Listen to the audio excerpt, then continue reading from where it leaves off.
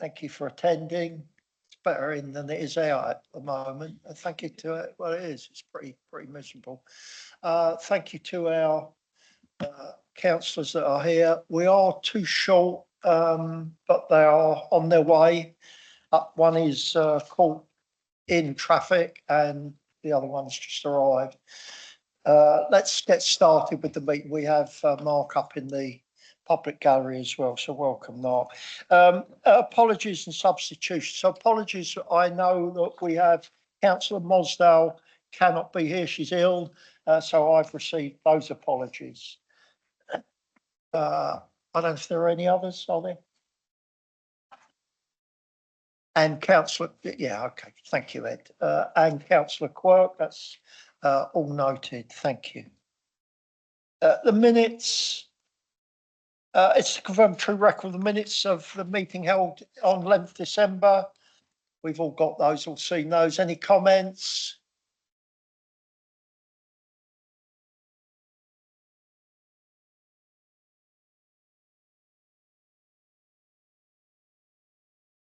So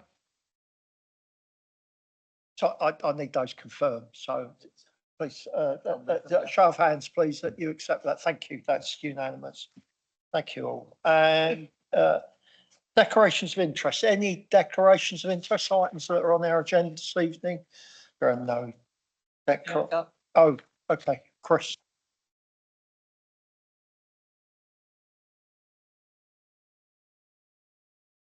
Red button. On page 30, I should make a declaration because it comes up in the text. I am hosting somebody under the Homes for Ukraine scheme, so that's one thing. And the other one under the pay policy, there's a reference to the pension contributions on page 212, and I should make a declaration that I'm chair of the pension fund committee. Thank you. Do we need any clarity on what you can and cannot do? I mean, you've now declared an interest, Chris. Well, I think they're all budgetary related elements, and we do have a general dispensation relating to budgetary elements that it's just worth noting them, I think. Just noted. Sorry. Right, thanks, Chris. That's noted. No other declaration of interest? None. Thank you. Update on action since the last meeting. The chair to provide an update on progress since the last meeting. I missed that bit. Look, I think what I'll do is I won't do that now because our agenda has quite a few of the issues that we've been working on since the last meeting, and by virtue of that will become discussed by us in due course. So I won't update anything. There are updates on devolution. I don't think it's necessary at this moment in time. I think, therefore, what I should say is that in terms of delays of elections that have been suggested by government, I've written today to indicate unequivocally that we do not support any delay of elections in May this year. And as far as we're concerned, we're going ahead with them and they should go ahead. I am aware that our counterpart authorities, Hampshire, Portsmouth and Southampton, intend to do exactly the same, both in writing and potentially through meetings that they hold. Second thing is that we have written today about local government, and it's going, today, about local government reorganisation. And you will recall, some of you, that we missed the date to put in our options. Nonetheless, because of comments and full council decisions, I have written indicating that our proposal to remain a standalone unitary authority is our position, and whilst it's not part of the official consultation process, we have made that representation of government in writing today. I intend to write tomorrow at latest and continue to follow this up in terms of the fair funding review and our provisional settlement. I'm seeking a meeting with the Minister at the earliest opportunity. I'm available at the drop of a hat to go to London and meet with her. And we are trying to arrange that, and I'm writing as of latest tomorrow, to formally request that. So they're the kind of updates on devolution LGR. Let's move on to public question time. I do have a public question. It is a written one from Heidi Wagstaff, and it is to the chair of the Policy Finance Resource Committee.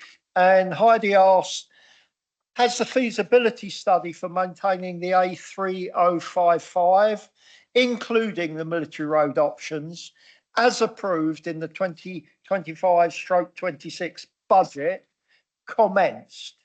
If not, when will it commence and be published? And our reply to Heidi is that the feasibility study is ongoing. The current main focus is to design and implement the vehicle restraint system at Afton Down and work with colleagues in the planning department to develop a viable medium-term solution for the road.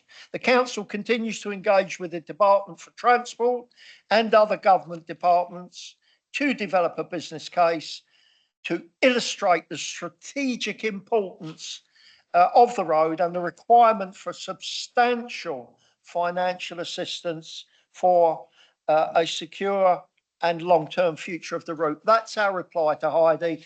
It will be published and become publicly available. And a little later, when we come on to the budget update, it may be, there may be other information coming in the budget. There are no public. Mark, you want to ask a question? I do, thank you, and I won't take long. I hadn't intended to ask anything and wouldn't have done had there not been a communication with staff within the last hour or so, or hour and a half, around the budget situation. Now, this question might slightly jump the gun in terms of the discussions you're having tonight. I know we've got a meeting of the joint consultative it's a joint consultative meeting early next week, and we have been promised a further meeting about the budget in a few weeks' time. But I just wanted to ask, in terms of what seems to be quite worrying and well, bad news in terms of the budget, what the latest indication are, if you can give anything as to whether there could be a number of compulsory redundancies. We've managed to avoid those in terms of big numbers in recent years, but nevertheless, the announcement will be of great concern to people. I just want to ask what the initial indication is, and also what steps the council will be taking in terms of attempting to mitigate that situation, what consultation there will be with the trade unions about the way forward on that situation. Thank you.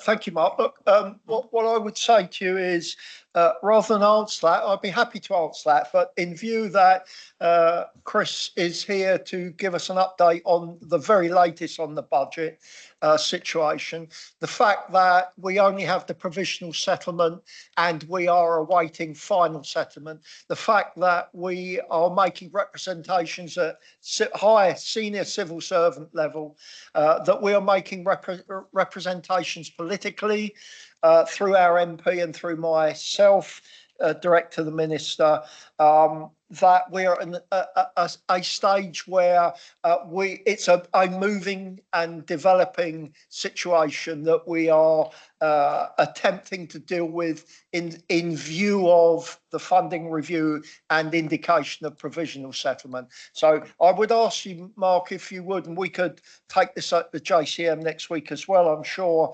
I would ask that you be a little patient with us and hear what Chris has to say before we start making it. And I wouldn't want to send a message to any members of our council, our staff, our officers and our teams here that we are at any stage that we're aware of currently that affects the budget process.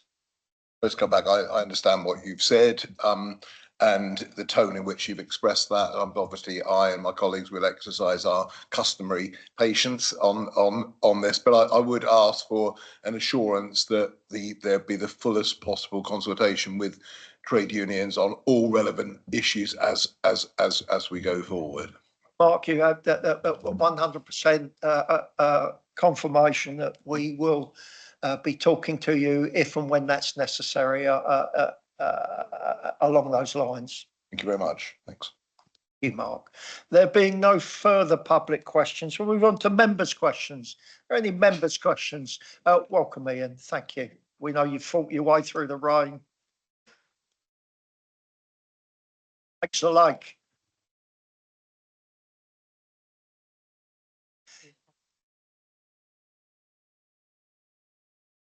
There are no written member questions, so we're, I keep forgetting that. We could just, look, let's move on to the main part of our agenda this evening, which is to receive and consider items 7A to 7H. First one being our budget update. This is Chris and Kerry are going to do that verbally. So Chris, over to you. Thank you, Chair. So as has been alluded to, following recent events, not least the provisional financial settlement that we received on the 17th of December, the council's financial position, it's become apparent, is now extremely challenged. It's not just related to the financial settlement. There are other matters as well that are contributing to that, but it looks increasingly likely that the council may have to apply to government for exceptional financial support. If I take you back, just to put some context around this, if I take you back to the budget meeting last year in February, at that point in time, we were anticipating, based on all of the assumptions we were able to make at that time and the best information that we had, that in the coming year, we would have to make £2.5 million worth of savings. And that was fundamentally based on providing steady state services, so fully funding inflation for all services. So we built that into our forecasts. It was also based on the anticipation that we would face additional cost pressures, particularly in those demand-led services around social care. And we had factored into our forecasts, and therefore the savings, £9.4 million worth of additional demand-related costs that we would anticipate. And we were also relatively prudent in terms of the settlement that we were anticipating, which is largely driven by the review of local government funding, known as the Fair Funding Review. And you will all recall that that is the vehicle that was promised to be the solution, or at least the response to the island's case for a better funding deal. So we assumed that we'd actually receive no additional funding in relation to that. So what has happened since then, and what has caused the really quite serious deterioration in the financial position of the council, is that the demand across key service areas, largely social care, has risen, not when we take into account for next year, but that includes a hangover from what we're experiencing in the current year, which you will all recognise because we've been reporting this through the budget process. But when we add the impact of this year, how it rolls into next year, and all other pressures, associated cost pressures that we anticipate, that £9.4 million that we anticipated has risen to £23 million, which is obviously an enormous increase. The Fair Funding Review, so that has now been announced as part of the local government finance settlement. As I said, we assumed that that would be neutral when we did our forecast last year. We now have the provisional settlement that suggests it's a cut of 3.8 million for next year, but that actually rises to 13.8 million by the time we get to 28-29, because the settlement that's been announced is a 3-year settlement, and that cut is phased in over 3 years. It steps up each year, starting at 3.8 million next year. And as the committee will also be aware, waste services costs are also expected to increase sharply too. So the combination of those 3 factors, those additional service demand cost pressures, way above what we'd anticipated, the settlement announcement that includes the fair funding allocation from the Fair Funding Review, and waste services have contributed to what we now believe to be a budget gap, not of 2.5 million, but of 23 million. And that's just for next year. From my perspective, it is inconceivable that the council can make 23 million pounds worth of ongoing budget savings for 26-27. If I put that into a little bit of context for you, 23 million is around about 11% of our net budget. Now that's an enormous proportion of a already challenged financial position to achieve. Additionally, you will also know that the council doesn't have sufficient reserves to plug a gap of anything like 23 million. The council's headroom above its minimum level of reserves at the moment is about 4 million. So way short, even if that was that would have just been a stopgap. It wouldn't have been, it's not funding. It wouldn't have been a solution. It would have been a stopgap only to find a temporary solution before we had to ultimately find the savings to meet that budget gap. In terms of actions, obviously I've mentioned the settlement itself. At this stage, it's provisional, so it's not final. We anticipate that it will be final in the first week of February. We're currently in a consultation period. That consultation period formally ends for responses, that is, next week. I think it's Tuesday or Wednesday. But as you've heard the leader say, he is seeking a meeting with the minister and alongside the MP at the earliest opportunity, and to make the case for additional funding. In addition to that, the chief executive and I, almost immediately after the settlement was announced, so the settlement was announced, like as I said, late on the 17th, chief executive and I met with senior civil servants in MHCLG on the 19th, and we set out the financial position that I've just described to you, and which also we had spoken about with you informally during that week as well. So in addition to that, we have obviously got to continue through the budget process. We've still got to make our best endeavours as a responsible council. And whilst it's some distance away from the 23 million, we are now targeting a savings amount of at least 4.5 million. But in reality, if we are going through an exceptional financial support application process, we will be expected to make every savings opportunity that we can, but where that's legally possible to do so. There should be no savings proposals that impinge on our statutory duties, for example, even if it leaves the council in a deficit position. In addition to that, we're going to have to look at the capital programme, the approved capital programme already. And for all of those schemes that have yet to start, so nothing that's in train, if it's in train, it should continue, because what we wouldn't want to do is waste public money by stopping a capital scheme that's in train, that's already had money expended upon it. But we will have to review the capital programme to see if there's anything in there that is uncommitted, not started, and is funded from council resources, not external funding. Those will continue, but where it's council resources, we'll have to look at every single capital scheme and ask ourselves the question, is this health and safety critical? Is it business critical for the performance of our statutory duties? If the answer to that is yes, it continues. If the answer to that is no, we will have to look at that to see whether that funding can be, and the scheme stopped or removed, the funding taken to be one of the stopgaps.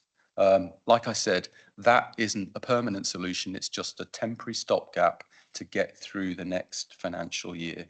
And that would be on the assumption that you are then looking for a plan that ultimately remedies the underlying budget gap that exists of 23 million.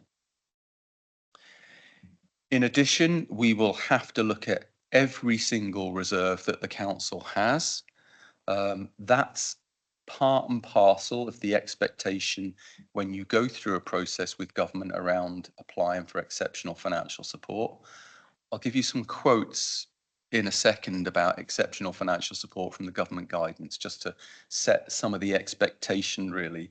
But there will be an expectation for us to look at every available reserve, which is not contractual. And even if it's currently earmarked or committed, but not used, we will have to look at that and effectively say we need to repurpose that funding to bridge the gap instead of using it for its originally approved purpose.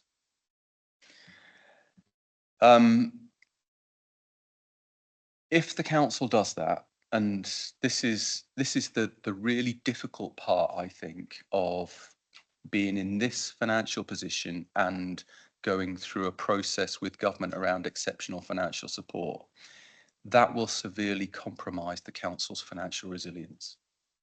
So you're taking away all of that kind of financial prudence that you've built into your overall financial position,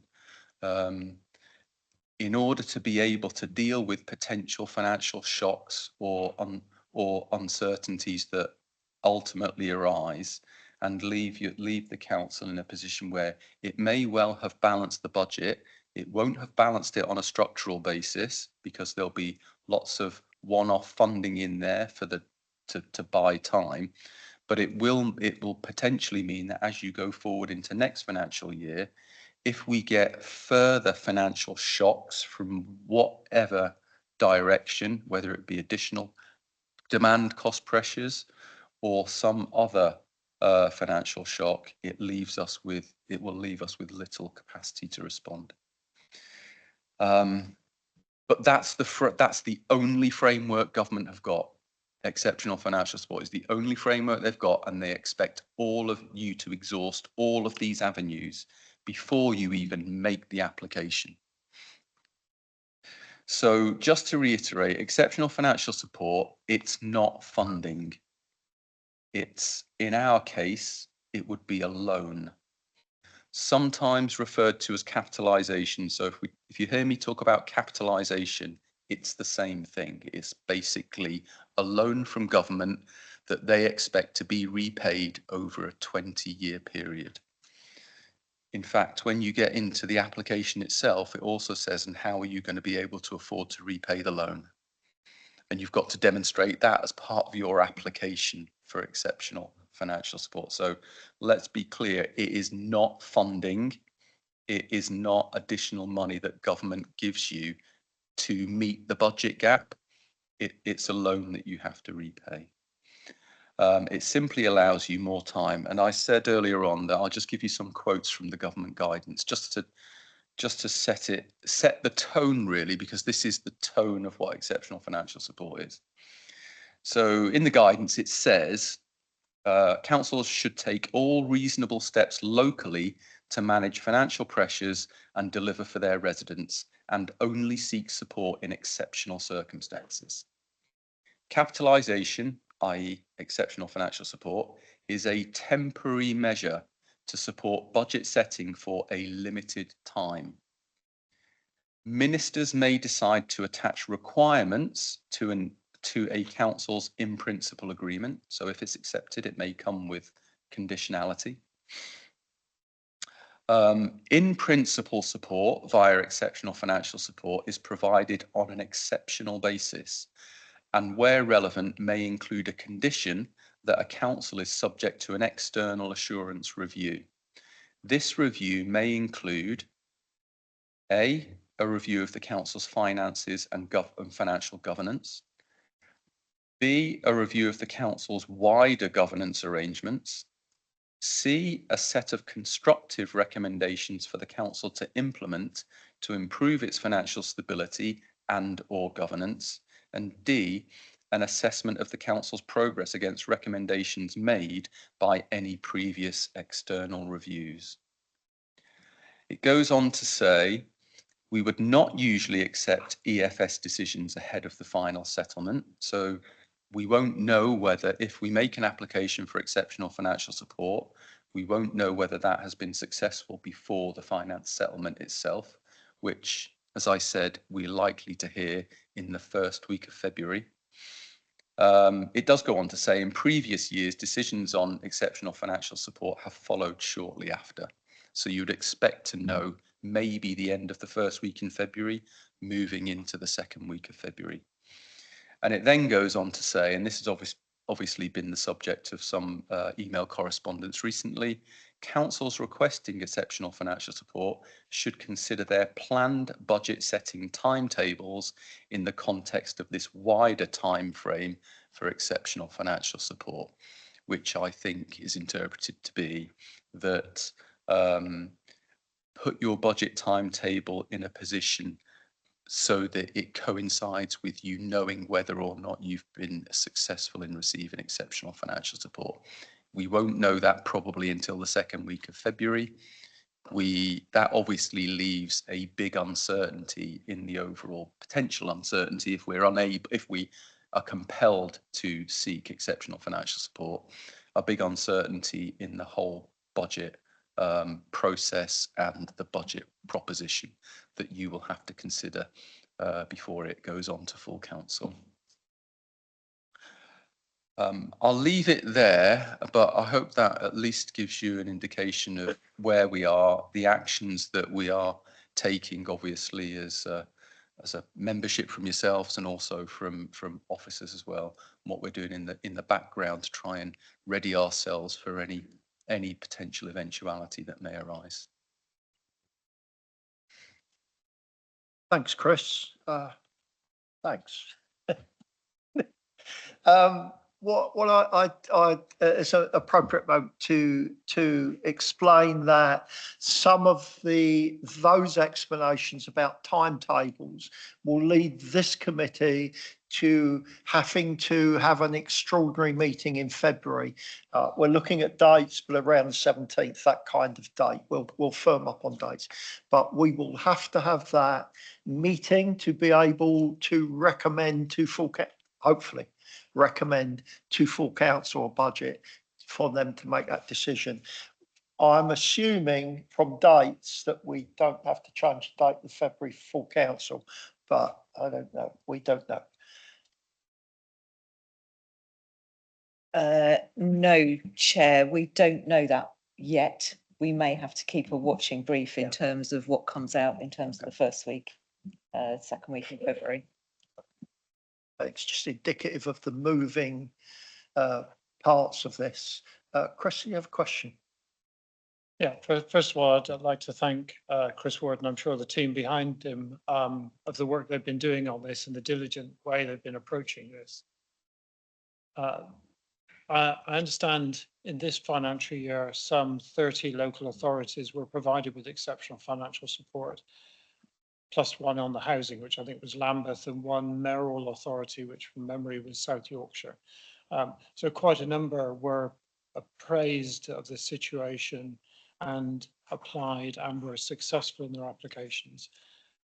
I hear the number of applications this year is something of the order of 100 local authorities out of the 216 or 17 tier 1 authorities, which, as we had a brief discussion earlier, would indicate this was not exceptional anymore, but this is not my words, I'm regurgitating them somewhat, but is actually now the norm for the vast majority of local authorities thrown into this very damaging situation potentially. So I'd just like to, can you confirm those numbers just to show what the market, if you like, nationally for the picture is, that we are not alone in this, that it's actually a very common situation. The second question I have is to enable us to be fully informed. I did have a quick look online. I think it would be very helpful for the members of this committee to receive a copy of the link to the exceptional financial support application form, which I'm sure you've got already, and which you can provide the link for, so that we can see the sorts of questions and the guidance in detail. And I know you've given a few examples of those, so that link would be appreciated. And the third part would be to provide the committee members after this meeting with a revised version of the spreadsheet of our contingency reserves. The one I've got is unfortunately a little old now, more than 18 months, so that we know what the breakdown of each of the contingency reserves is and what their status is going forward as considerations into whatever mitigation can be brought forward regarding this process. Thanks, Chris. Chris, does any of that pose any problems to you? No, that's all fine.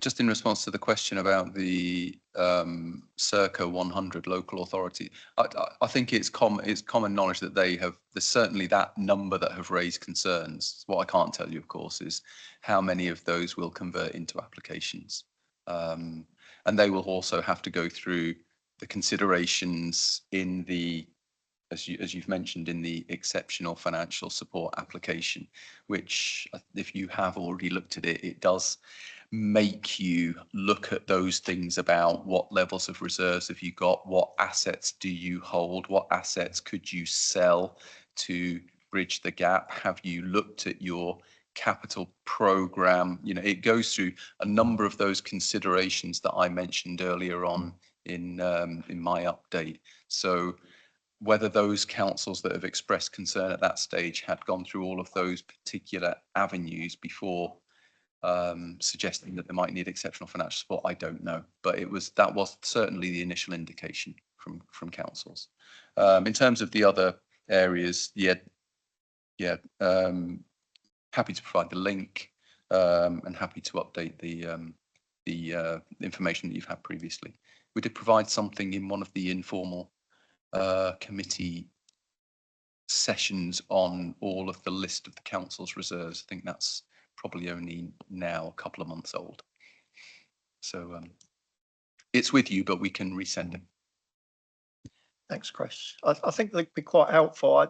Having had the privilege of a sight of the hard copy of it, it's quite sobering, but at the same time, mind expanding in the things that you need to consider before you actually do this. And I understand fully. You take good account of the form to fill in, and you start to think whether it's worth actually doing, Chris.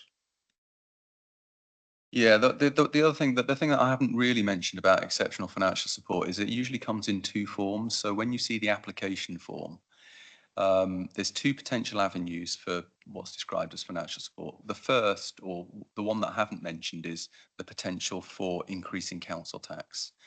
But the guidance is very clear, which says unless you are below the average in terms of council tax levels in your authority, government will not allow you to increase council tax beyond the referendum threshold. We are above average, so that's why I haven't alighted on that in the update today. So you'll see some questions in relation to council tax within the application form that wouldn't be relevant to the Isle of Wight. And then it gets into, well, what reserves, what assets, what other resources do you have? What transformation program have you been through? What level of growth have you added to the budget in previous years? Because it is seeking us or any authority to effectively remove all of that before you make an application for what is exceptional financial support. So, thanks, Chris. Ian. Well, Chris just took one of my points out there with the council tax, which was going to be one of my queries. So I'm going to push that to one side straight away now, because it could have been an option, but it's not much of an option if we're already above the national, shall we say, levels. Concern is that I want to impress from my side of the things that I know we've got good officers, and I know we've got good directors and staff, and this is about the external pressures that have been exerted onto the Isle of Wight Council, and indeed its budget. We need government to help us. We need our MPs to get in behind us and lift with that, and your good selves, and indeed the chief exec. But there's a couple of casualties that might fall by the wayside when we're talking about looking at our capital budget and what we're spending, what we think we're going to spend, etc. And that is the investor save program, whereby it won't click in for 12 months, 18 months, or 2 years, but it's going to come, and it's going to actually ease the burden on the Isle of Wight Council financially. And we really need to take, and I'm pushing this out now because I know that Chris is looking to get through the immediate year, quite rightly so, but we've also got to keep in mind and in focus what we're trying to do and our aims out there to actually look for the medium and long term. And I think that that's an area that we need to look at. We also need to look at joint ventures, partnerships, and what have you that we can bring on board to actually take things forward, which might be a financial saving to us without too much of a capital or indeed a revenue outlay in the future. So that was the things I was going to mention. But as I say, the main one was, okay, council tax increase going back to when I first came in 2001, I think it was. Oh, we hit the council tax way up, and we got a nice fat juicy reserve at the time to work with, you know, over the next few years. Those days are gone, and I take on board what Chris has said.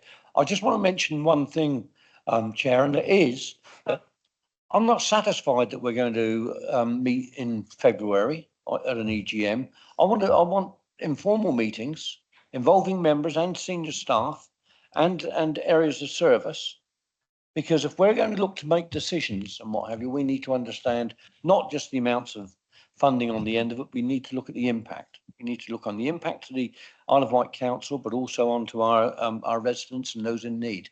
I think that's what we've got to do, and we need to make sure that we've gone through everything.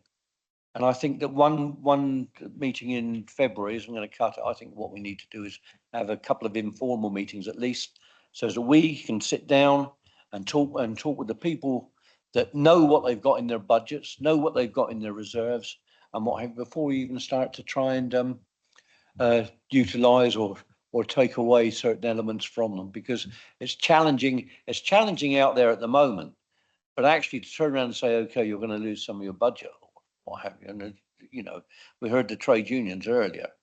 I mean, we don't want to go down that route if we can possibly avoid it. But I think that, you know, it doesn't hurt to look once, twice, or 3 times at things as a committee. And I think that's where we should be driving this. Is looking at areas of service, getting the information, looking at the finance as well, and doing impact assessments, etc. And we need that with stakeholders as well. I'll leave that there. Thank you. Thanks, Ian. I'm just referring to our formality of business for the council and this committee in terms of an extraordinary general meeting. But in our diaries, as you know, we have some informal meetings already programmed. If we need to look at that, we can look at that outside this meeting and put them in accordingly if required. Thank you, Ed. Chris.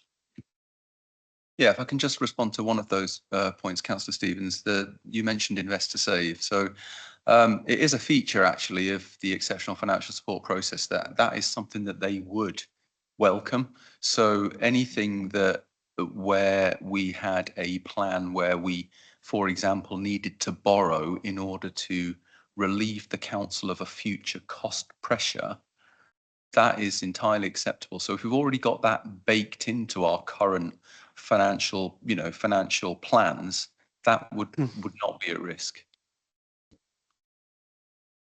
Temporary accommodation, Chris, I have in mind for that. Borrow to save it, and children's, Ed. Thank you, Chair. A few questions. First of all, I'll start off by saying it was glossed over the agenda item 4. Thank you for officers for putting together the table of progress and actions. That's very useful, and it's a welcome addition to the agenda. start with a statement first. So by the end of this financial year, by the time that council tax has been put up to its maximum of 4.99%, in the last 5 years, that's 27.57% rise that the people will have seen. And essentially, for what? To be told that we have no money left. With what I raised last year, the pitiful state of our reserves, particularly in the sort of transformational reserves. And if you're gonna divert a ship that is off course, you need a blooming big kick up the backside, and to do that you need transformational reserves. So invest to save, and that's the start of it. We need to be looking at our services. I know that Children's Services have recently had a financial review, external sort of peer review.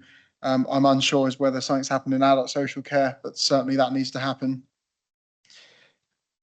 And when you say that one MP, sorry, an MP is helping with it, it's just the one MP, and therefore which one is the earlier statement from I'm using one MP who's a member of this government to facilitate a meeting with a government minister. Yeah. Has the other MP been consulted? Who's not a member of the government, who doesn't have the access that the member of the government does. Okay, he hasn't been consulted. First of all, can the form be made available to members and actually the public to make them realise exactly the position we're in and what we're going to be asked to look at? I think that's, it was raised in the earlier meeting, but that's, I think if that's possible, I think it is necessary. Quite frankly, if we do get ourselves out of this, and I think we can with some prudence, it will be a miracle, but we can't simply have a sticking plaster again to be here this time next year, actually looking down the barrel of a section 114. And, you know, some heavy lifting's got to be done. I mean, we had a briefing for the economy, regen and transport, etc. committee the other day, and that was bringing forward some very painful looking savings, but that was to try and achieve 2.5 million council-wide savings. I mean, quite frankly, and I said at the time, that's a rounding error compared to what we need to start saving now. So it's a bleak thing, and I don't really have many questions, to be fair, apart from say if we can see that form, but you know, it hasn't exactly been good housekeeping to get us to this stage here, that's for sure. Thanks, Ed. There's not a question in there, was there? No.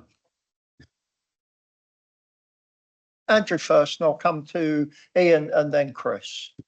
Thank you, Chair. Councillor Baker's right. The word is bleak. It's probably on the 8 years I've been on this council, this is the bleakest assessment I've heard at budget time. Obviously, the focus is on potentially things like exceptional financial support, but Councillor Jarman's made the point that within local government, when something has potentially 1/3 of all the units that could apply for that, thinking about it, that is not exceptional. Something is structurally wrong in how local government is financed, and something is we know structurally wrong for the way this council is financed, and that's why both administrations that I've been on this council for have been trying to make that case around fair funding. So one of the things that I know when the leader hopefully does get through the door of the minister is being able to make that case really strongly, that we're not pleading for more for something just because of certain things. This is a problem that we have set out that cannot be dealt with by any sort of magical way. We will always remain an offshore island, certainly for as long as any of us are on this planet. And how do we continue to do that? So one of our focuses, of course, will have to be on whatever happens with this budget, being able to continue that engagement with government, both at the ministerial level, which is the really crucial one, to get a direction from a minister to their civil servants to do something, but also that much more day-to-day engagement with the civil servants. And I'm really pleased to have had the understanding of what our chief executive and our Section 151 officer have done to set it out quite bluntly, that this is not a good situation. I think that's probably still my coded language for this is really screwing us over, actually. And I tend not to use that sort of language, but we are. That's the situation where we're not going to find some magic situation. If you look at those who've already gone through these sorts of processes, those are the things this council has done and done prudently. It has done it and it's preserved a very high level of service in the context of chopping and chopping and chopping. So the idea that government would say, well, maybe if we apply and we are successful, it is not going to be an easy fix. It's not going to be the sticking plaster, as Councillor Blake said. It's not a sticking plaster. So I perfectly understand why the leader is working with one of our two MPs to particularly open that door. That is how government works. When we had a single MP, that is how government, and he was a member of the governing party, that is how it works. But I'm sure our other MP for the island will be looking at every possible way that he can use his influence from the opposition benches. And we know that opposition arguments can be very powerful if put properly. So I would hope that Mr. Robertson as well will be making that. One thing I'm really clear about, though, is that the team that Chris Ward heads up has been doing everything with absolute due diligence. There's nothing in what I've heard over the last few weeks that suggests somehow we've missed something, that there is a wallet down the back of a sofa somebody's forgotten about, or whatever, or that actually we could solve all of this just by going through all the budget headings and salami slicing off of it. When I was first in local government in Southampton, that was the thing we were always warned against, just salami slicing all the time your budgets rather than facing structural reality. So I think what we need to do is be presented with the hardest of choices. Those informal meetings are hopefully collectively across all of the groups, and none reach an agreement that if we can get to a position where there is a budget that can be passed, that we can pass that budget. I am acutely aware, and some others will be as well, this is an election year, but this will not be a year for a budget in which politicking should take the first primary position. And certainly I'm committed as a leader of a group to hopefully we find a common ground that we can go into that, because of the argument that will then need to be making through to government, that the fair funding review has not been fair to us. I'll leave it at that, Chair. Thank you. Thank you, Ian. Yes, well, my points, Andrew. Ian, then Chris, please. I've got to come back because we don't career from year to year defending a bit of ground, and as Councillor Garrett said, we're not salami slicers. We do things correctly here. And I'm going back on the officer contingent, because the areas of service that are being hit most directly are the areas of service in social care and outside, shall we say, children's social care, adult social care. Big hits all the time. We're an island, things cost more, provision costs more, etc., etc. And I really want to make that clear, that we've got responsible senior officers with damn fine staff underneath them, and actually have carried this council and the provision of service through all the pressing times that we've had of late. And some who haven't got, if you like, a drop of water around it to actually cause even more cost to the services, have already gone under. We fought the fight. We're still fighting the fight. We've got, as I said, we've got a good track record in actually taking on the financial challenges, and, if you like, overcoming them. We've got to look at Section 114. I think that, to be quite candidate, we might well be able to ward that off. Sorry, that's no pun intended, Chris, but we might well be able to ward off the section 114. I think that I'm hopeful on it. I'm hopeful on it, because that's why I say to you, we've got to have more informal meetings. We've got to talk to our professionals within our ranks. That's the way we're going to overcome this.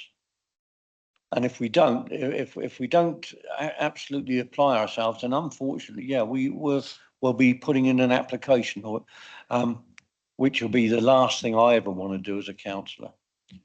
I've met with people that have already gone at section 114 way, and they wish they hadn't.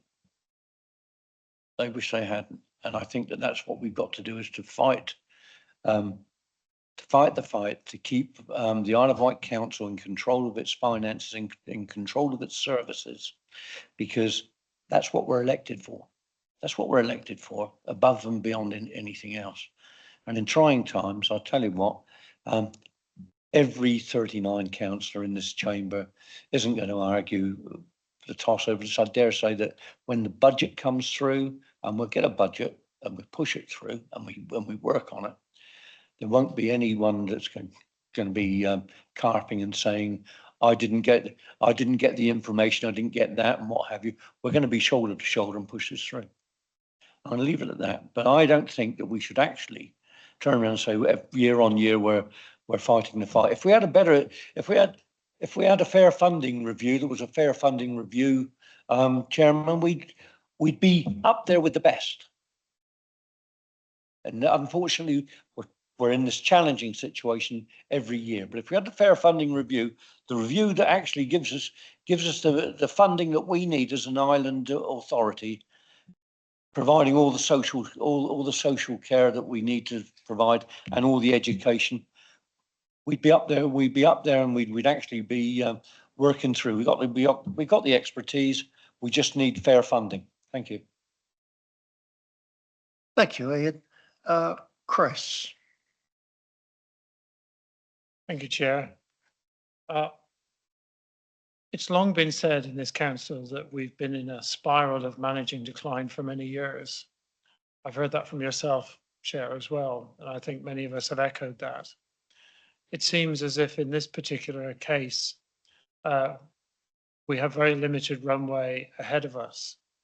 My concern is that many of the measures that we might now be considering, because of the requirements of the exceptional financial support process, which Chris Ward has very amply described, require us to further decimate not only our reserves of the council, but our ability to sustain any further complications which might arise to our finances. Our ability to actually produce a medium-term financial plan would seem to be greatly impacted by that, including, as was made very clear, the fact that any financial support we did get would be on a loan basis, and therefore would actually amplify our future years' loading in terms of costs on this authority. So whilst I admire Councillor Steve, greatly admire Councillor Stephen's glass half full attitude, which we will all continue to support, I think the reality is that without a fairly radical change of managing the financial situation from central government to this island, I do not see a sustainable way forward. We often talk in the budget process about our need for sustainability. We need a structurally balanced legal budget. Those are the words we use time and time again. And the question here, is it the right thing to do to further decimate the sustainability of the financial base of this council in order to extend our runway by a few more meters without seeing what the long-term solution is? Because at the moment, I'm not seeing a long-term solution from this government. I'm not seeing it. All I'm seeing is an opportunity for us to go back and effectively crucify ourselves as a council, crucify the services that we deliver for the residents of this island in the hope that we can give ourselves a few more breaths of air. So I'm looking at Chris Ward to tell me I'm terribly wrong here, and I've got it all back to front, but I'm pretty sure that what I've said is right. Thank you, Chair. Thank you, Chris. I'm going to ask Ian. No, I'll let you come back, Ian, and then I think we've had nearly an hour, and we're going to move on from here because this is just a start, and there's going to be quite a bit of debate going on. Just for a do, Ian. I mean, if I may, just make a couple of comments. Quite clearly, the terminologies we'd have to address this because fair, as Councillor Garrett said, it's anything but fair. Some authorities have found it very fair. Thank you. Southampton's been one of them. Seem to come out of their fairness very well. So we need to readjust or drop the use of the word of fair. Government, want to use that. Seems fair funding. It's just a funding review for us, which didn't go very well. Exceptional. Well, we're not exceptional. We've argued this time and time again. We're unique. We're unique. We're not exceptional. We're not exceptional with 100 other or however many it's going to be. We're unique. There's only one of us. There's only one Isle of Wight. We're unique. We're going to have to remember this language, I feel. And the loan. I was just thinking about the loan. Well, let's call it a student loan. Because the poorness of this authority going forward, we'll never have to repay it, just like students that don't get a job. Let's call it a student loan. I'm going to ask the Minister when she opens the door to us for a student loan, one that we don't ever have to repay. So, Ian, to you. I'm all for the student loan, I'll tell you, because quite honestly, I want to get back to the section 114. If we get it, if we had to get it, it's not the ticket to paradise. It's not utopia. It's you're going to have things done to you and your services. And correct me if I'm wrong with this, Chris, because you're going to have those things done, and you're going to be told what you have to do, and you're going to be told that's the way it's going to go. This is it. So let's put our shoulders back and say, okay, let's look at these things. Let's look at the impact on these elements, because quite honestly, and services, because quite honestly, I'd sooner do what I'm going to be elected for, or what I'm elected for, which is to make those decisions, than actually pass that down the line to someone in Westminster, say, oh, here's a loan that's going to, and by the way, you're going to be paying ad infinitum to it. And you might not think you are, but I'll tell you what, we've got an opportunity once again to go there. We are different. We are unique. There's not many, if any, councils that can say that severance by sea is one of the elements that causes us grief with the cost of our services, but it does. We are unique. We've got things like that. You quite rightly said that. I don't think that even looking, and I take on board the alert that's come from our finance director. I've taken that on board completely. But over the next few weeks, we've got the opportunity to start to look at things and discuss openly where we should be and where we shouldn't be with this. I don't think that it's not an easy ride, never would be, never has been. But the thing is that what we've got to do is you go and meet the minister, say we want a loan. We don't want a loan. In actual fact, we want what's due to us. And let's sort of say, okay, we're driving away from section 114, but we're drawing forward to try and get a balanced budget, a legally balanced budget, which is structured to take us forward. And we need your help with the minister, you two up there. Okay, thank you. Just to assure you, Ian, I won't be going into the Minister's office asking for a loan. That was a tongue-in-cheek about using the word student. I won't be asking for it. I'm going to move on. In the spirit, and I've done this before, Councillor Jones-Evans has had her hand up quite a while, and I've allowed other people on teams to ask questions into this committee previously. If Julie is pertinent to this discussion, please go ahead very swiftly, and then I want to move on. Thank you, Chair. We appreciate that. Yes, I just wanted to just put this into a bigger context. It's really good to hear that we're going to do everything we can to avoid Section 114. But however, you know, this whole debate about the Isle of Wight's finances has been going on since the mid-60s, and just in my lifetime as a councillor back in 2015, there was a report that we were about £64 million adrift each year in delivering our services the same way other councils do. And more recently, the previous government, we did the report on waste, transport, adults and children's social care. The extra costs there cost us, I think, rounding up now, £23 million. I think that's all seems to be completely forgotten, and now they're actually giving us less money. I'm actually really angry about this because they are doing this wonderful island and its people a massive disservice. And our council has worked since 2009.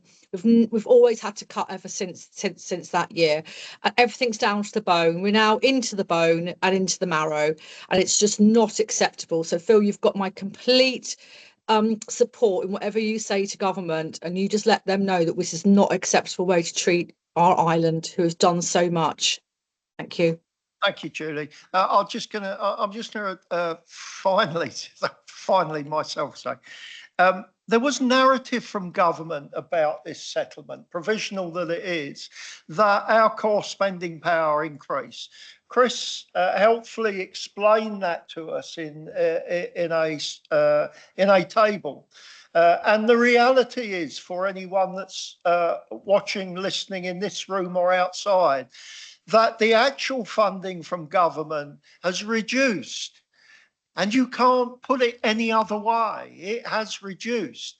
Our core spending power may or may not go up, but if it does, it is entirely because we increase council tax at 5% per year for the next 3 years. And that government have used in their figures money they'd already given us this year to explain that our core spending power increased. So for those watching, I can assure you, and Chris, I'm sure, can assure you even better than me, that this government has reduced funding to this authority. It has not increased our core spending power.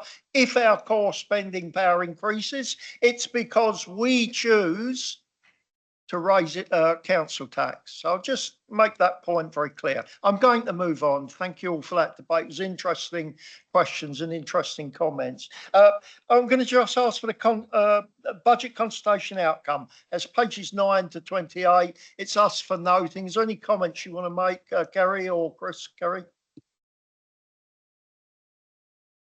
I'm happy to briefly introduce the report, Chair, if that will be helpful. Okay. So obviously the budget consultation, this is an annual exercise that we undertake, and it's there as an aid to the council in making any decisions it takes in relation to the budget. And consultation, of course, is just one part of the wider considerations that you make. It's not the only consideration that you have when you come to consider the budget. And obviously the update that I've just given is another one of those considerations that you need to take into account when making any budget proposals and decisions. Just to mention that it was an 8-week consultation. It was responded to by 314 respondents, which is lower than previous years, actually, by some margins, about half of what we would normally expect. And it was seeking views on spending priorities for revenue and capital. So what residents' priorities were for where the council should apply its spending. And it also sought responses around residents' views on council tax.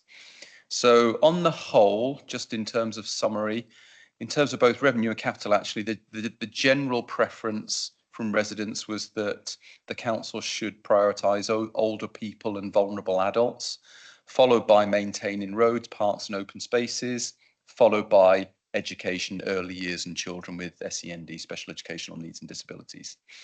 There were questions related to, would you have a preference to stop services to protect others? Answer, in general, yes. There was also a preference to raise fees and charges for users of services as a as being preferable to increasing council tax.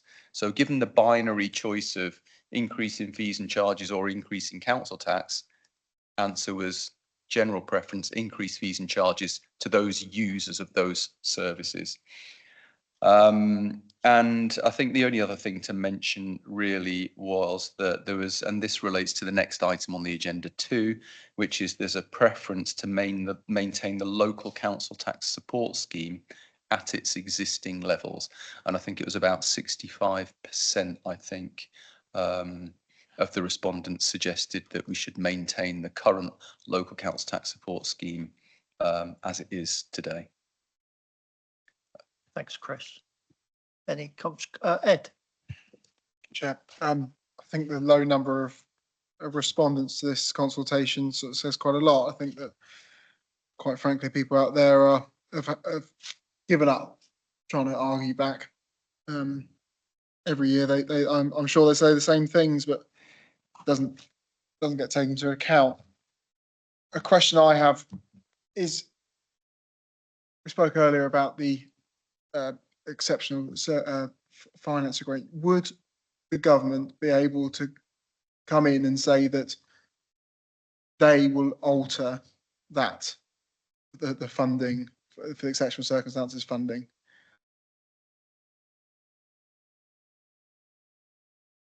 I think it's unlikely. We're currently at 75% maximum support for those that are of working age. Of course, it's up to 100% support for those that are of pensioner age. I think what they would do, I think they would look at it in the context of what is the norm across the country, and I think we are probably just below average, I would suggest. I think that I'm guessing to an extent, but my sense is that the average level of maximum support across the country is around about 80%. So I don't think the Isle of Wight Council is generous, but I also don't think it is way below the norm. So I'd be surprised if that was a recommendation. Thanks, that's a good question, actually. Well, it's interesting. Chris? Just to follow on that, it is worth reminding ourselves that we do get a contribution from government towards that level of support, but it leaves us just under 4 million. I think the figure is short. So although we provide that, and I've been a great proponent of this, as I know as Councillor Garrett for many years, of bringing this back to the threshold that it once enjoyed, but we do not get that amount fully funded from government either. So that's another 4 million hit that our accounts have to take to provide those people with that much needed relief. Thanks, Chris. Andrew? Thank you, Chair.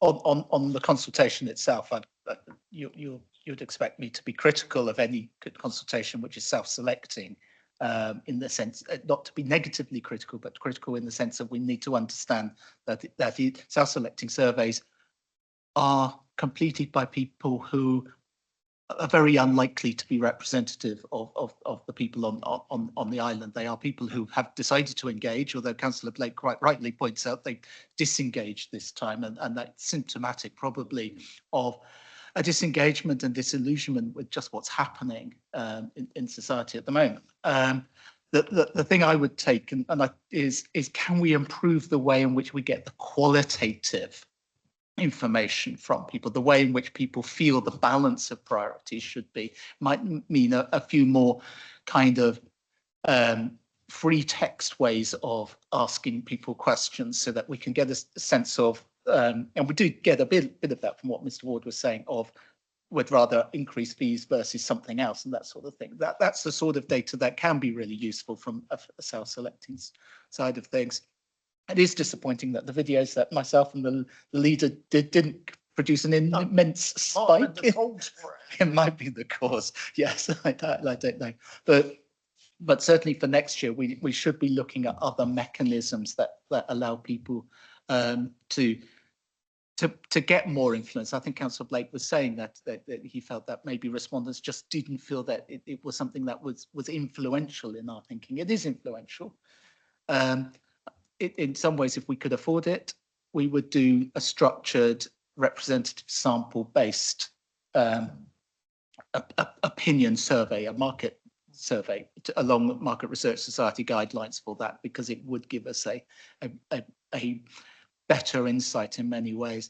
What it does, though, the thing that worries me most is those people who just they're always naturally excluded from a survey like this, and they're often the ones who fall into the categories on which we're most providing the services as well. So, but I know some of those services do their own consultations as well. But so anybody who from outside looking into this, don't take that this is a statement of this is what the island thinks. This is what a selection of people on the island think. It is useful. It will be influential in helping our thinking, but it can't be a complete direction on what we're thinking, not least from the previous hour's discussion. Thank you.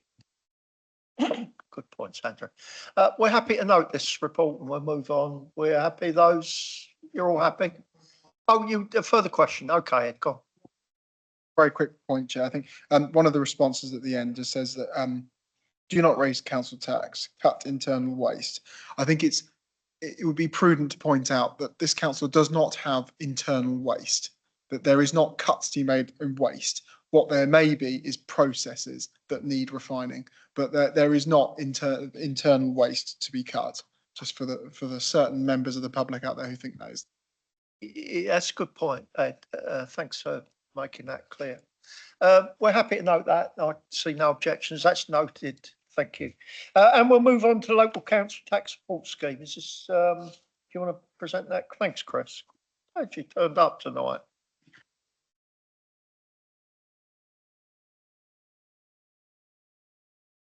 Thank you, Chair. I'm sure you'll be tired of my voice by the time that you get to the end of this meeting.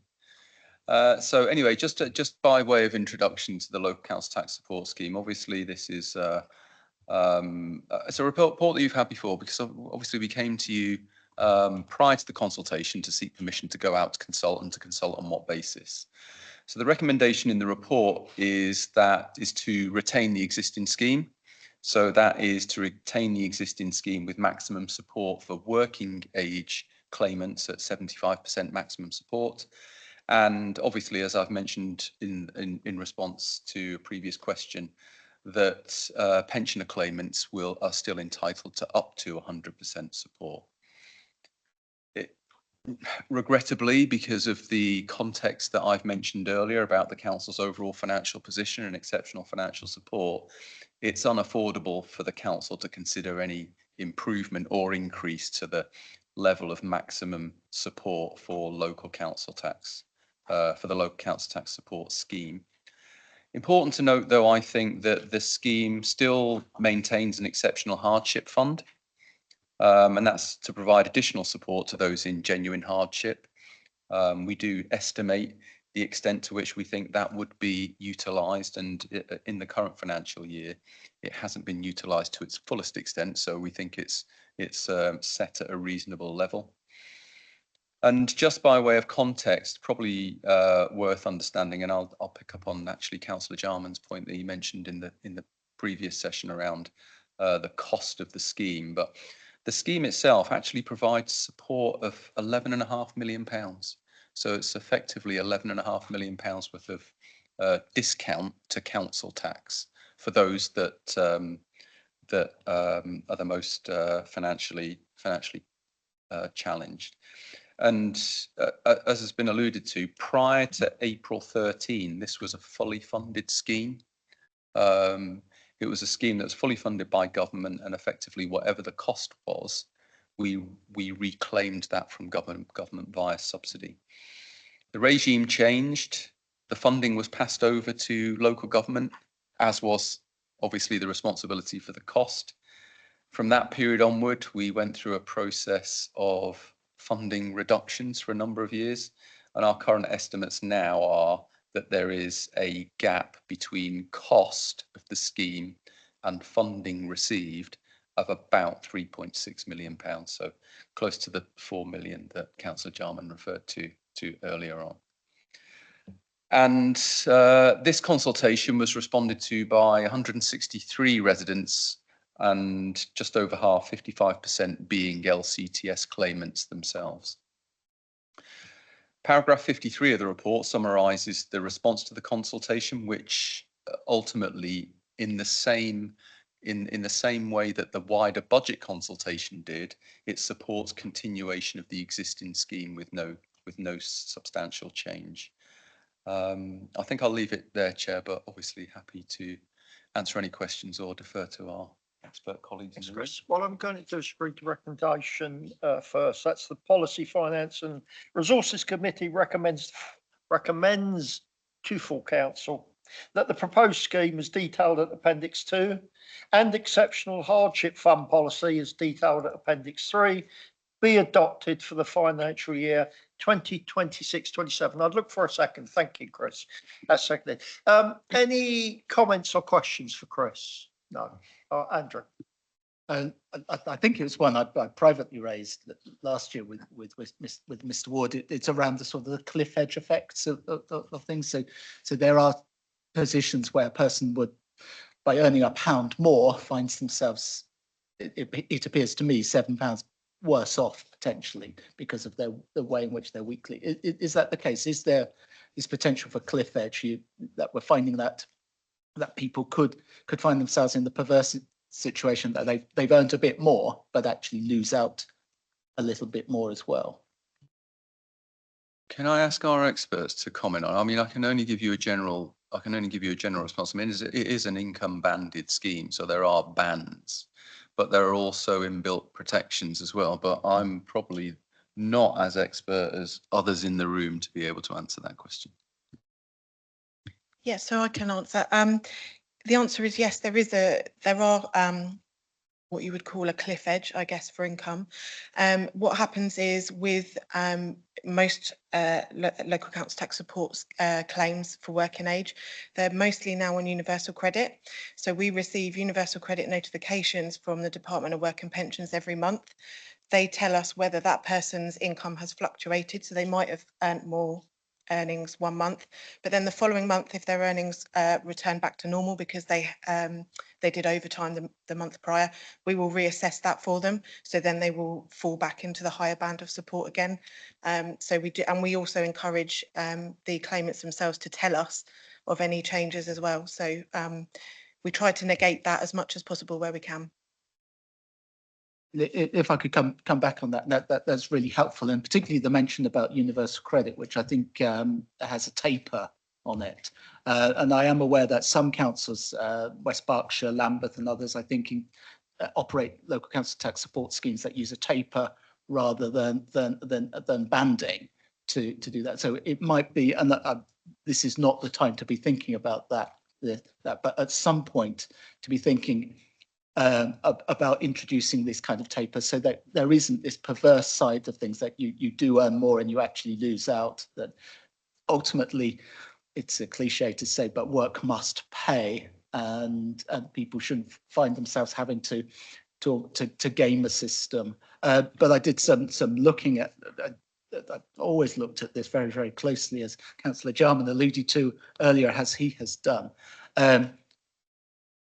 Looking at it, it does seem to have the right sort of broad stepwise approach to removal of discount. I'd much rather we didn't have to, but it has that right sort of thing. I do think there is a potential for designing a scheme that has an appropriate taper within it, or even if we were so minded, and I think Councillor Jarman here might have the skills in mathematics to do it, whether he'd want to or not, but actually a formula-based scheme that really could get into the nitty-gritty of people's income and the way in which we want to be able to support them because they are financially challenged, but also reward them for their own efforts to overcome those challenges. But I'll leave it there. Thanks, Chair.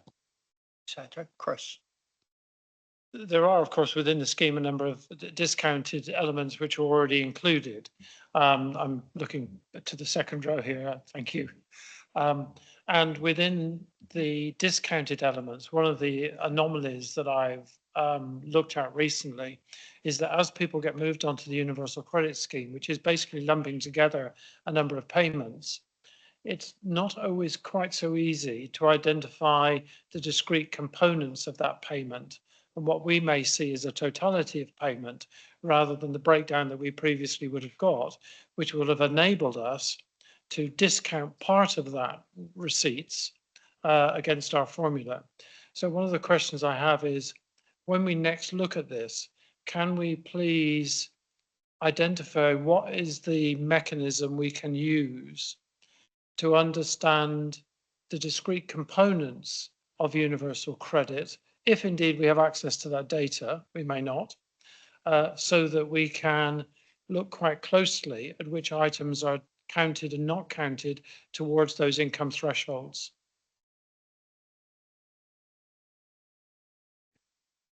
We actually, with the Universal Credit Awards that we receive from the DWP, we do have that information. So they do break down the amount that the person receives for their housing costs towards their rent. So we know how much we are going to disregard for that.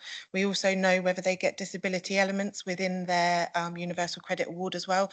So we're able to disregard that and apply the additional disregard on top of that as well. So we do have that information, and we do take that into account in the calculations as it stands at the moment. Okay, thanks. Chris. And I believe we also in the past, for a number of things with the Isle of Wight Council, discounted, for example, things under the Ukraine scheme for the support, but also in terms of certain military pensions and disabilities. Do we still include the benefits that we provide to our veterans? Yep, they're all still any existing income disregards that we've had in previous schemes, we've carried forward. So there are various, there's the Ukraine, there's certain military ones, there's certain ones relating to infected blood, the post office scandal, like all of those different elements. We try and capture those as much as possible each year when government announce these new schemes for people, we incorporate them in the following year's scheme. So we just keep adding those disregarded incomes to the scheme each time. Thanks for that. I just outside this meeting, we'll move on, but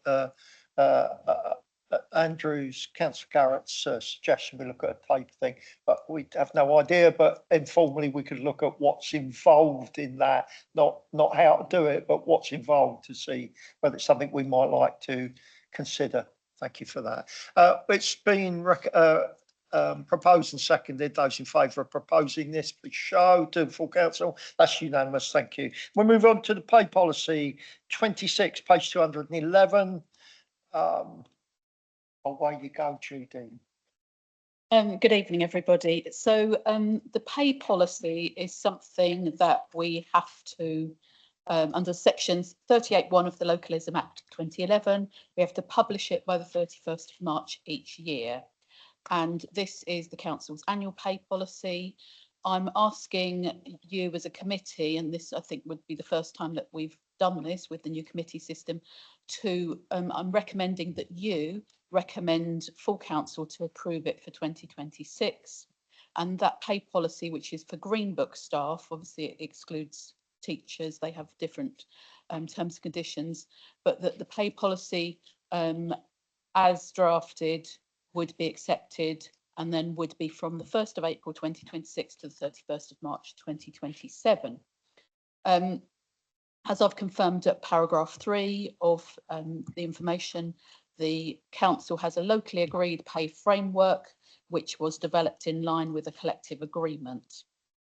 The pay policy for 2026 reflects the agreed pay award for 2025. So just to be clear, this is pay that is already being paid to staff for 2025, and that goes on till the 31st of March 2026. And the reason for that is that the 2026 National Pay Award has not yet been agreed. There has been a proposal from the recognised unions nationally, but nothing has been agreed yet. So this is money that, in terms of the pay award, that staff are already getting paid. It's nothing new that you're being expected to agree to. In terms of any amendments since the last policy was published, paragraph 5 confirms that they are minimal this year. There are the new rates of pay, the updates to the local government pension scheme, the gender pay gap information, which we have to publish every year by the end of March every year, and that's for any organisation with 250 or more employees. And then there is information at Appendix B, which refers to makeup of the workforce, showing the number of permanent full-time equivalent posts by grade. So that's a very brief overview of the policy, which is an annual policy, as you'll see, and I'm happy to take any questions or provide any further information. Thank you, Judy. So I'll read the recommendation is that the committee recommends that full council approves the pay policy for the 1st of April 2026 to the 31st of March 2027. I'd look for a second. Thank you, Andrew. Any questions or comments for Judy? There are no questions, Judy. Thank you very much. We're very pleased and thank you for the report and for the information contained therein. And those in favour, therefore, for the recommendation, please show. That's unanimous. We'll pass it on. Thank you. Thank you. We'll move on to the street trading policy, page 253. Who's going to present that? Yeah. Thank you, Chair. I'll just outline some of the key points for this for you. This policy has been in place since June 2014, when it was first looked at by the Isle of Wight Council's Licensing Committee. The policy in front of you this evening does suggest some revisions to that policy, and the revisions are summarised in paragraph 11 of the covering report, which, if you're looking at your agenda pack, is page 254. Those are the only changes that are proposed. The policy's been through a provision of consultation. The documentation in front of you includes the feedback from that consultation, and the revision is outlined in the revised policy that you have at Appendix 1 in the covering report. Thank you, Wendy. The recommendation is that the Policy, Finance and Resource Committee approves and adopts the revised street trading and licensing policy 2026-2031 at Appendix 1, with the removal of paragraph 13.18 from the policy. I'd like a seconder. Thank you, Jonathan. Any questions or comments about the revision of this policy? Jonathan. Thank you, Chair. I suppose I should speak very briefly as Chair of the Licensing Committee. Just to clarify that point about paragraph 13.18, which wasn't mentioned in paragraph 11 that was referred to earlier. That was something that was added in, but there has been subsequent discussion, and there is concern that the amendment that was proposed would actually cause risk if traders could be operating without a DBS. So hence the final recommendation that is before us, which you have just read out, that subparagraph be in fact removed, which I think will be safe and place events, traders and indeed the council at far less risk than might otherwise have been the case. But otherwise, I think this has been reviewed quite extensively in a number of places, and therefore I'd say no more, and I hope it gets approved. Jonathan, that we've had an informal licensing team on this also. Any questions, any comments? Thanks for clarification on the clause on the DBS. I think that's fully understood. Questions, no comments. It's been recommended, seconded. Those in favour, please show. Please show. That's unanimous. Thank you. Government action plan. That's you, Wendy, I suspect. So again, it's a very, hopefully, I think you will see it's a very succinct report. If you remember at full council, when we discussed the report on governance review, it was agreed that we would bring back to the Policy, Resources and Finance Committee an update on an action plan for those areas that related to having budgetary implications for this council. The action plan provided at Appendix 1 of the report in front of you does exactly that. We have sought to ensure that where we talk about provision for training, whether that's in year with the current council or whether it be through a new induction programme with the election coming up, which you've already alluded to, giving our response to government on that, Chair, that it will be done within existing budgets that are held by the council, whether that's in-year budget for training to happen between now and the end of March, and induction budget will be in the training budget for members and for staff moving forward. So it's not proposing any additional budgetary requirement as a result. You will note, however, that there are 2 areas where we are suggesting that further budget is allocated within the current consideration of budget setting that we're undergoing. One of them links directly to the governance review report, and that is additional resourcing to cover off the issue of a standards committee and the additional resource, both in terms of professional officer and administrative support that would be required. The other area links very much to the conversation that we were having earlier about an improvement board. And the proposal in front of you suggests that, or seeks recommendation from this committee to recommend to full council to bring forward a voluntary improvement board from the new financial year. And you will remember that Mr. Ward, when he talked about the exceptional financial support, suggested that if that is agreed for the council, there are likely to be conditions applied to it, one of which may well be that kind of independent improvement board approach. I think what this does is give you the opportunity as a council to say that we are prepared to enter into that process regardless of exceptional financial support.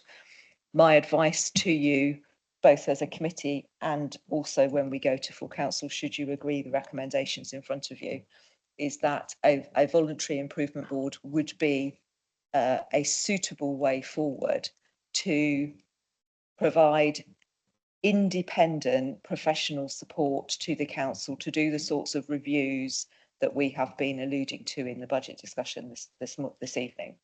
It gives us that additional capacity and additional support.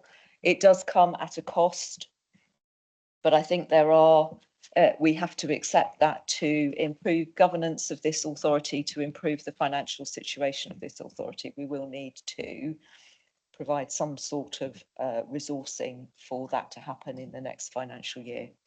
The proposal for the improvement board would be to set it up for a 2-year period. That's a similar approach to what we've seen in other authorities where improvement boards have been put in place. I have had conversations with officials at the Ministry for Housing, Communities and Local Government about this approach. They very much support this as a potential approach for this council to take forward. So 3 recommendations in front of you, Chair. The first is to agree the action plan in Appendix 1 and recommend that action plan to full council. The second is to agree the terms of reference for a voluntary improvement board as set out in Appendix 2. And the third is that the committee considers the 2026-2027 budget implications included within the action plan as part of your deliberation in terms of further budget considerations. Just for clarity, thank you, Wendy. Just for clarity, that item 2, it's item 4, our recommendation is that the committee recommends the full council to agree. It's not us agreeing it, but recommending. Just so that we're clear of that. That's been a proposal. I don't need to read that again. Second, Jonathan, second that. Thank you. Any questions about this? Jonathan, then Chris. Yeah. Thank you, Chair. The point I wanted to touch on has actually been covered quite extensively by Chief Executive in what she's been saying. In that, on the face of it, does appear, as against what Mr. Ward was saying earlier, there's something of a tension between that and the proposal for budget expenditure here, whereas in fact what we're saying is this is complementary to the process we're going forward into. My only thought would be perhaps, given we've had that information from Mr. Ward, that complementary nature of these recommendations that we are hopefully going to put forward be made more explicit in the report that goes to full council. So I don't think, as it stands, particularly those outside the council would appreciate the position that this is actually going to be helpful of our position going forward, rather than spending money which we might be otherwise using for other purposes. You got any suggestions how that would be? I'm sure the chief executive can word something, so Okay, we'll come back to that. Chris. Thank you, Chair. So the only point that I picked up on this was the membership of the Improvement Board, which is on page 291. It lists a number of predefined positions within the council that will be representative and a number of independent external ones. It also has a line which is bullet point 4. It says group and non-aligned representatives. I think where we're defining the constitution of a board, it helps to be very precise. So if we can say how many members or groups or non-aligned we mean there, that would help. So to put a number on that, if it's 2, 3, 4, some arithmetic number, I'm sure there will then be a debate about how those individuals are selected. And I assume, like it is with other various bodies of the council, that would come up as a full council appointment in the annual meeting. Thanks, Chris. That's a point well made. We do that. We can make those changes and reflect those in the full council report, and I think we can also reflect the political proportionality issue in relation to membership of that board as well. I think the point I would make is that of itself, the board is not a decision-making board, and it's not a formal committee of the council. So it would take a different form and a different approach in terms of how it sat and how it worked. Ed. Just pick up on that very point. I get it's not a decision-making board. However, it's not purely for information either. There is to be recommendations coming out of this. So therefore, I would suggest it is politically proportionate, only simply because we've had a lot of meetings recently where group leaders are non-aligned turn up, and there are more non-aligned turning up than group leaders, and they're representing a far less proportion of the council than the group leaders are. So I just say, I think the fairness, it'd be politically proportionate to whatever size committee we decide.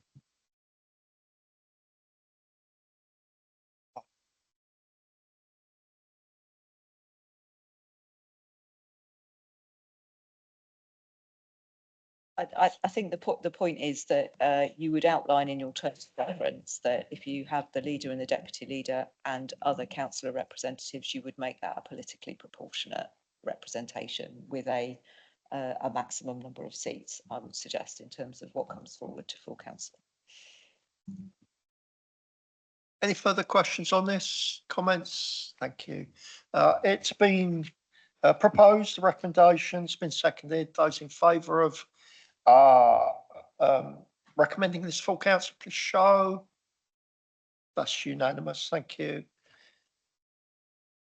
And we will move on to digital strategy. And thank you, Roger, for your patience and waiting such a long time. But over to you anyway to update us.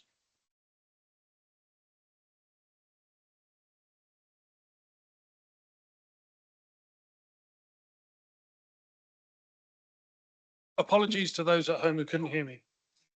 Thank you, Chair. Good evening, councillors. You have before you a noting report on the progress of the council's made towards the digital strategy's priorities. I assume you've read the report, but I wanted to highlight a couple of areas where significant progress has been made and improvements have been observed by our customers. In a time where over 50% of reported crime is cyber and fraud related, this council has supported island businesses and citizens with advice and guidance on how to protect themselves. The customer contact project, stages 1 and 2, have completed with great success. Stage 1 involved replacing aging end-of-life telephony system with a new system that offers more straightforward interface and a single client for all staff on their internal and external communication. Stage 2 involved replacing the outdated contact centre solution with a modern one. Our customers are now experiencing benefits of faster response times from the new contact centre, which has integrated email into the council's customer service email address. Some customer contacts are experiencing the benefit of reduced wait times due to us offering an hour callback feature, which we've not had before. The customers can decide whether they want to wait or we call them back during less busy periods. Thank you. Do you have any questions for me? The items for noting, so we don't need a recommendation and a second and a vote. So, Chris. I've just got a couple of points I'd like to make. One of them very softly, I have to say a very soft one to make, is on page 307, which is the presentation deck that you've got there. And I appreciate this is from 2022. I think if we're using that deck, particularly as we have now in a public document, it might be worth us reflecting on some of the individuals and photographs that we have in that document. I don't know what stage that gets updated, but for example, it has the wrong chief executive in it.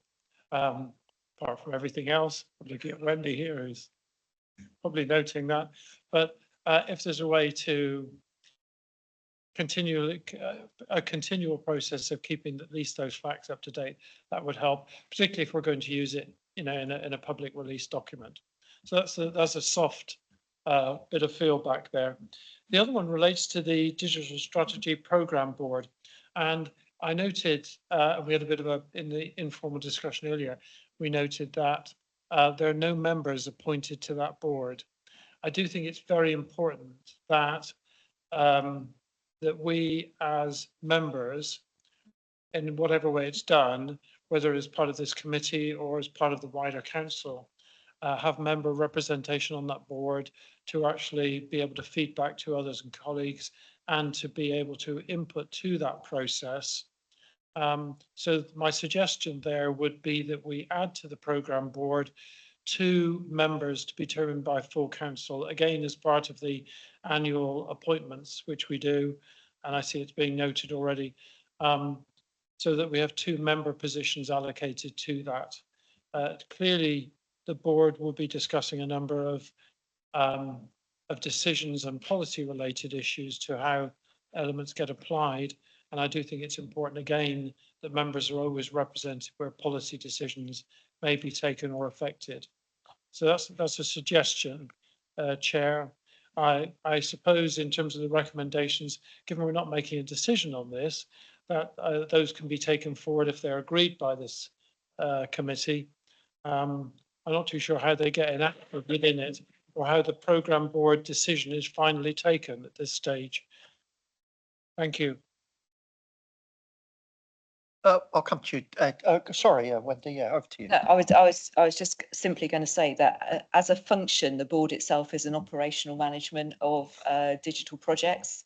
So it wouldn't of norm include membership through councillors. It is operationally focused. However, through this committee, you should receive updates on the implementation of projects that are linked to the budgets that you set on a yearly basis, the strategies that you've set out, and any changes in policies or strategies would come through this board through both formal reporting and informal briefings and updates that we can ensure are put in throughout a yearly period in any case. Yeah.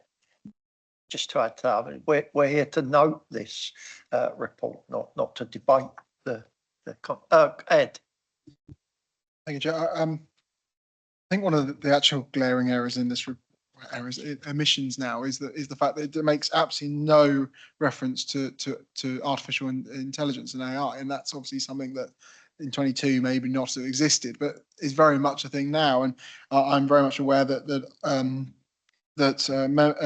members of this council and officers quite readily using the Copilot feature on their new laptops, and that there ought to be some kind of guidance issued around that.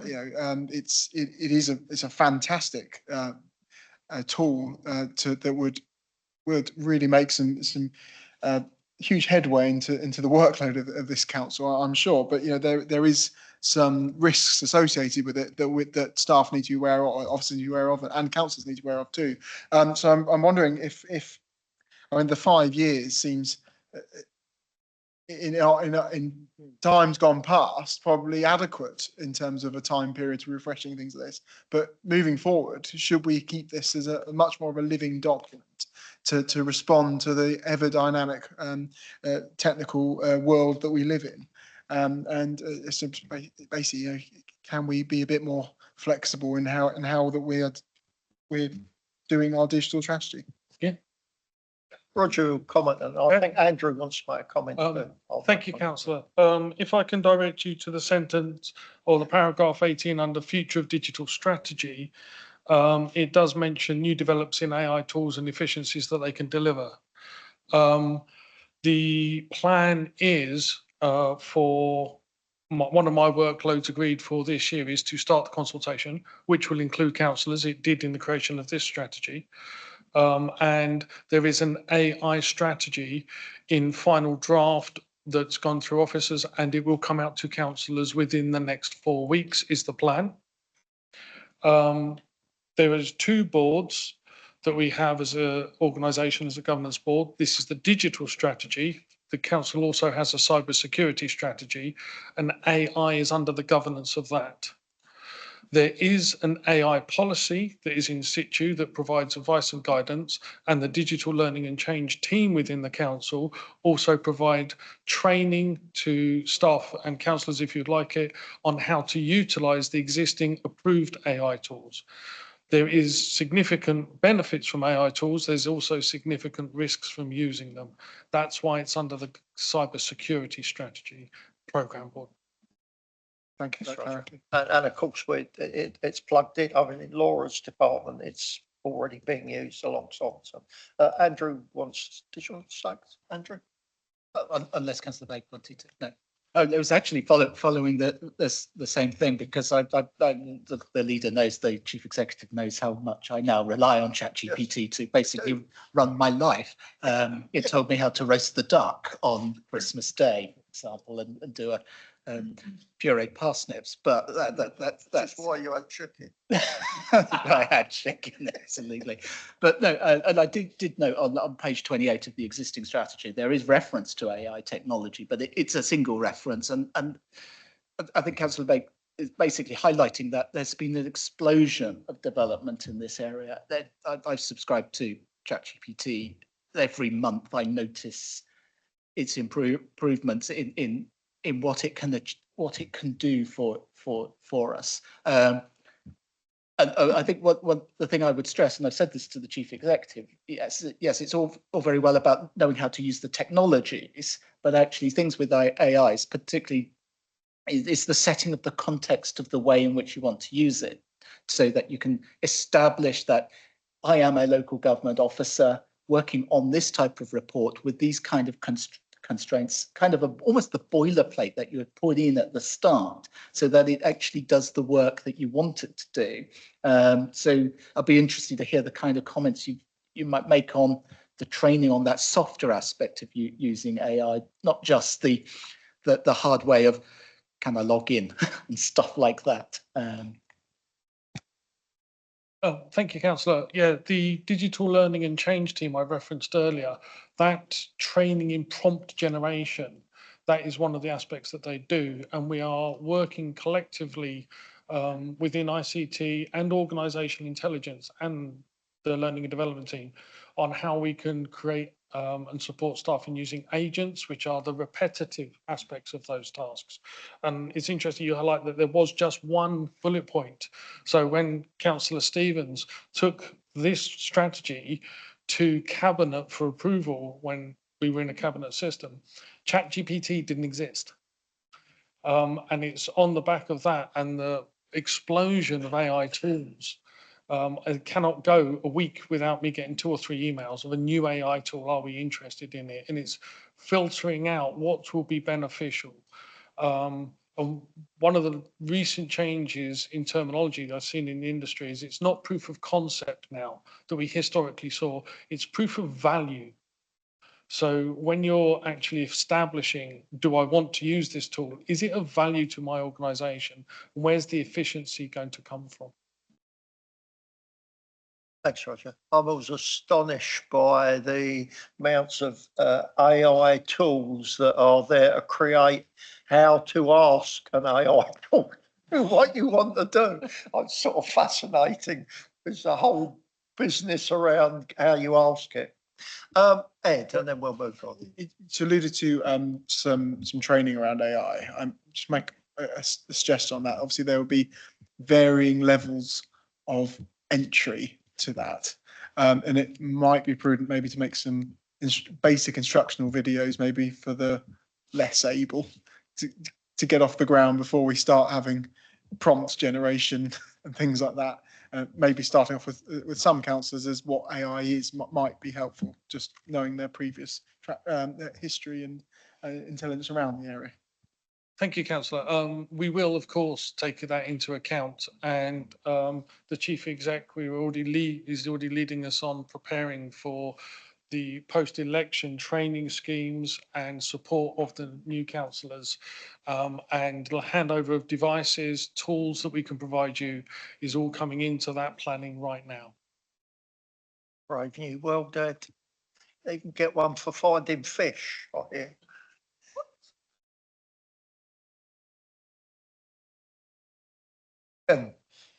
Thank you, Chairman. I have to say that we, going back a year, 2 years, good 2 years, I think, we had a discussion and debate in here with Portsmouth University on AI, if you may well remember.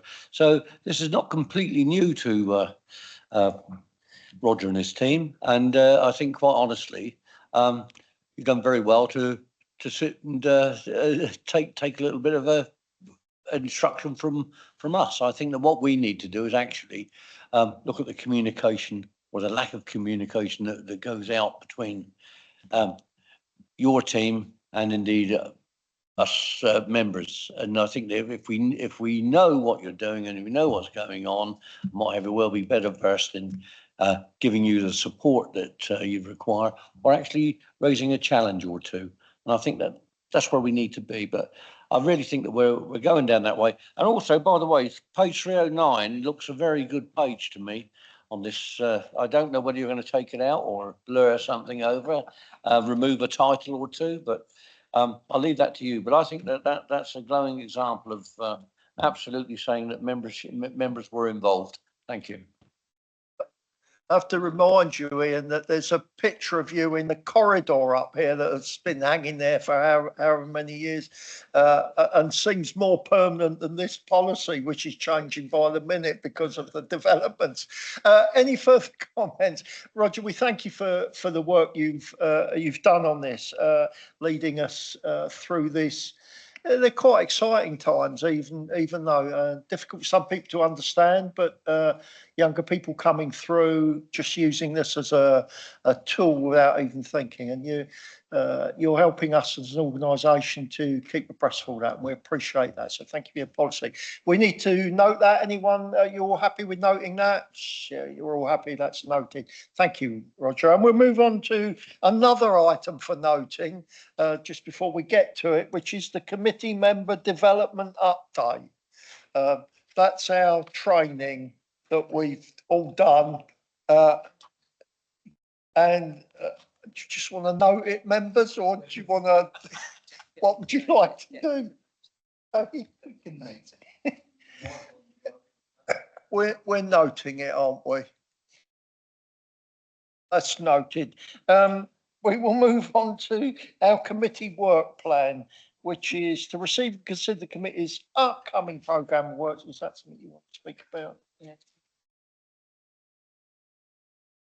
Chair, I'll just run through the update for you. So for the 5th of November, there's been a change in title of the report on residential development opportunities. It's now called Land and Asset Disposal Considerations, Schedule of Potential Residential Development Opportunities. We've had papers confirmed for the 5th of February. 5th of February came from 5th of February on the proposed disposal of the Pear Street regeneration opportunity to Sandown Town Council, paper on the proposed disposal of the former East Yard Road tip Sandown to Southern Water, and a proposed lease renewal to the Maritime and Coast Guard Agency of the Coast Guard Lookout Post in Bembridge. The special treatments policy had been put on your forward plan. That's now been moved to the Environment and Community Protection Committee. And we have a new paper coming to you in February, the 5th of February, which is the local transport plan for, which will be for onward recommendation to full council. And then, as you mentioned earlier in committee, Chair, we will have to put in a 2nd February date to enable you as a committee to sit and consider your budget recommendations for full council. At the moment, we're looking at around about the 17th of February to enable us to get papers prepared following the announcement of the final settlement, issues around exceptional financial support, and to give time as well to have a budget paper that can also go on to full council. Thank you, Wendy. Any comments? Ed? Yep. Only a very quick query. Picking up what you're saying about the special treatments policy, I didn't raise it at the time, but I was briefed as the vice chair of the Environment Committee on that policy, but also the one we've just passed. We've passed it, but a bit confused as to why we were briefed on that, as if we'd be approving it, having it been in this committee. So just some clarity around that, please. Thank you. I think there's still some learning and bedding in terms of what is coming to what committee, and giving support to officers to make sure that the right policies and proposals come to the right committee. So to clarify, the decision we've just made stands on the street trading policy. Any further comments, Jonathan? Could I just ask that the chair of the licensing committee is kept appraised of that, because it was news to me when I heard that a little earlier this afternoon. Thank you. Any further comments? No further comments. Thank you all. Thank you for our support. The officers that have already left, thank you to those in their absence. Thank you for those that have stayed the course, the full course, the full 2 hours. Thank you for that. We appreciate it. And to you as councillors that have provided an interesting evening of comment and debate and decision making. It's 6:57. I'm closing the meeting. Thank you all.